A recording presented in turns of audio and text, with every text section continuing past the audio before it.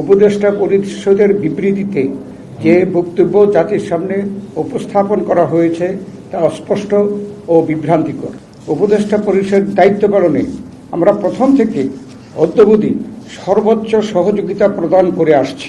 সরকার পরিচালনায় নিরপেক্ষতার ঘাটতির কারণে এবং দুর্বলতার কারণে জনমনের সংশয় ও সন্দেহের উদয় হওয়া স্বাভাবিক।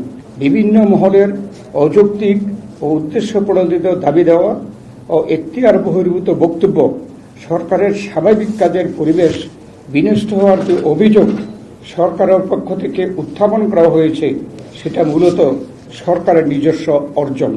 উপদেষ্টা পরিষদের বিবৃতিতে উল্লেখ করা হয়েছে, পরাজিত শক্তি ইন্ধনে ও বিদেশি ষড়যন্ত্রের অংশ হিসাবে সরকারের উপর দায়িত্ব পালনকে অসম্ভব করে তোলা হয়েছে।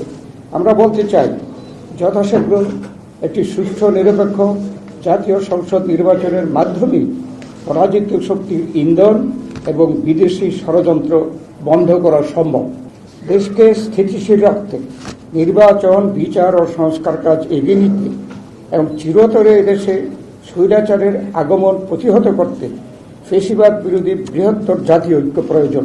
আমরা সরকারকে সার্বিক সহযোগিতা প্রদান করে যাচ্ছি, অথচ উপদেষ্টা পরিষদের বিবৃতিতে কোন মহলের উপরে অর্পিত দায়িত্ব পালনকে অসম্ভব করে, কোন মহল তাদের উপরে অর্পিত দায়িত্ব পালনকে অসম্ভব করে তুলেছে। জনাব ইশাক হোসেনের পক্ষে আদালতের রায় অনুযায়ী গেজেট নোটিফিকেশন হয়েছে, অথচ সরকার আজ পর্যন্ত তার শপথ গ্রহণের কোনো ব্যবস্থা গ্রহণ করেনি। তাই আমরা একটি সুষ্ঠু, অবাধ, নিরপেক্ষ নির্বাচনের মাধ্যমে ডিসেম্বর 2025-এর মধ্যে একটি জাতীয় সংসদ গঠনের জন্য অবিলম্বে সুনির্দিষ্ট রোডম্যাপ ঘোষণার দাবি জানাচ্ছি। দেশের স্থিতিশীলতা বজায় রাখার স্বার্থে আইন শৃঙ্খলা পরিস্থিতির অবনতি রোধকল্পে নিত্য প্রয়োজনীয় দ্রব্যমূল্য জনগণের ক্রয় ক্ষমতার নাগালের মধ্যে রাখতে বিনিয়োগ, ব্যবসা বাণিজ্য, গতিশীলতা আনয়নের লক্ষ্যে সরকার ঐকমত্যের ভিত্তিতে রাষ্ট্র পরিচালনা করবেন, এই প্রত্যাশা আমাদের সকলকে। কেননা ডিসেম্বরকে আমরা মনে করছি যে নির্বাচনের জন্য উপযুক্ত সময়, সেজন্য আমরা এটা বলেছি। এখনো আমরা সেই কথার মধ্যে আছি।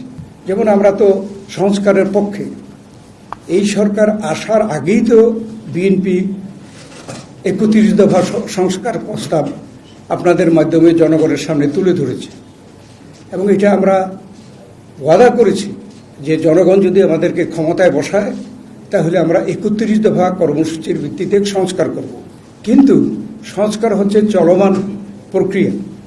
ইচ্ছা করলে অমুক দিন অমুক সময়ের মধ্যে সংস্কার শেষ করা যাবে, এটা কেউ বলতে পারে না। ঠিক একইভাবে এই নির্বাচনকে বিলম্বিত করার জন্য কিছু উছিলা বের করা হচ্ছে। বিচার বহির্ভূত হত্যাকাণ্ড, তারপরে গুম, খুন, আমাদের দেশনেত্রী বেগম খালেদা জিয়া থেকে শুরু করে আমাদের ভারপ্রাপ্ত চেয়ারম্যান তারেক রহমান থেকে শুরু করে আমাদের কেউ বাকি নাই যারা আমরা মিথ্যা মামলার আসামি ছিলাম, জেল খাটি দেয় বিভিন্ন সময়। এরপরেও কেন প্রশ্ন আসে যে আমরা তাদের বিচার চাইব না? সেই জন্যে আমরা বলছি এই সংস্কার এবং নির্বাচনের প্রক্রিয়া এবং বিচারের প্রক্রিয়া এটা প্রত্যেকটা আলাদা এবং সেই জন্য এখানে কোনো সাংঘর্ষিক কিছু নাই। তাই এই তিনটা কাজই একসাথে চলতে পারে এবং সেটা চলা উচিত।